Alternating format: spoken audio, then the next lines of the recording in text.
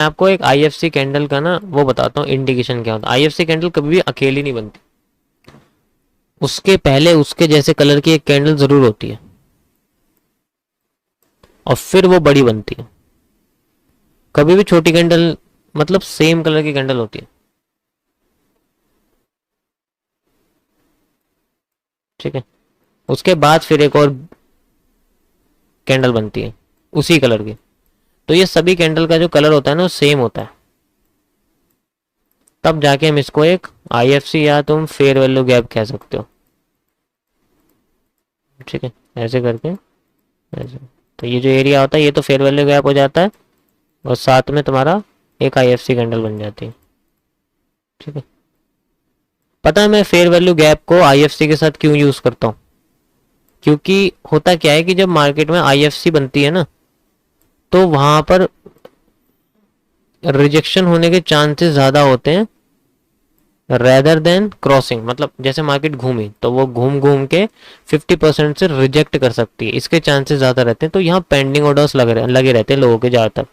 वो ये सोचते हैं कि भाई इस कैंडल को उठाने में जिन लोगों ने मदद की है तो वो क्या करेंगे, वो लोग यहाँ से और भी ज़्यादा मार्केट में उतने ही ऑर्डर्स लगाने की कोशिश करेंगे जिनका यहाँ पर ऑर्डर छूट गए थे, ठीक है। तो वो दोबारा ऑर्डर लगाने की कोशिश करते हैं इस कंडीशन में, तो तब जाके मार्केट बाउंस बैक करती है। और यहाँ पर ज्यादातर हमें कैसी कैंडल स्टिक पैटर्न देखने को मिलता है, यहाँ होता क्या है, या तो बहुत बड़ी ऐसे सेलिंग टाइप बनती है ऐसे, मतलब मैं कलर चेंज करके दिखा देता हूँ तुम्हें, ये कह सकते हो, ठीक है। तो यहाँ सेलिंग की कैंडल बनती है ऐसे करके, दिख नहीं रहा तो मेरे को अभी दिखेगा,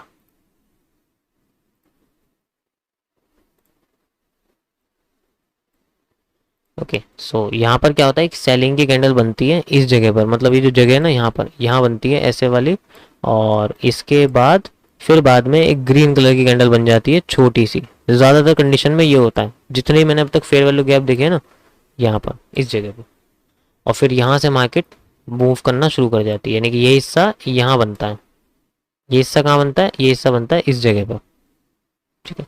तो फेयर वैल्यू गैप को अगर तुम्हें 90% की एक्यूरेसी इसके अंदर लानी है ना, तो ये मान के चलो कि आपको इसको हमेशा आईएफसी के साथ यूज करना पड़ेगा, तब जाके ये काम करेगी। लेकिन अगर ऐसा भी नहीं होता है,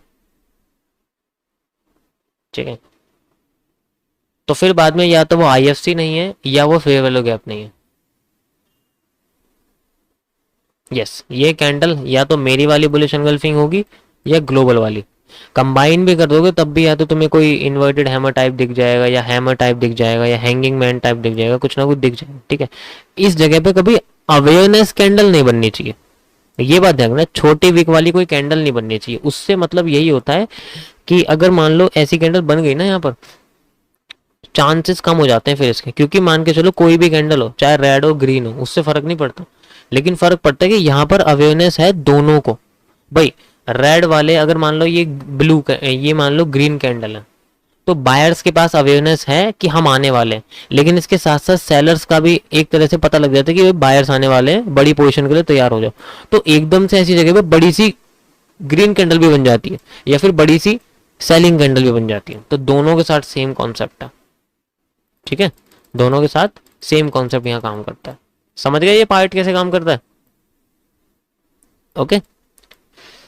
सो अब यहाँ पर तुम मुझे बताओ, अभी तो चलो ये मस्त एकदम मूव करके नीचे आ रही है, क्योंकि एक बार हो गया इसलिए मैं तुम्हें समझा रहा था, क्योंकि कंटिन्यू कर रही है तो यहाँ कुछ कर ही नहीं सकते।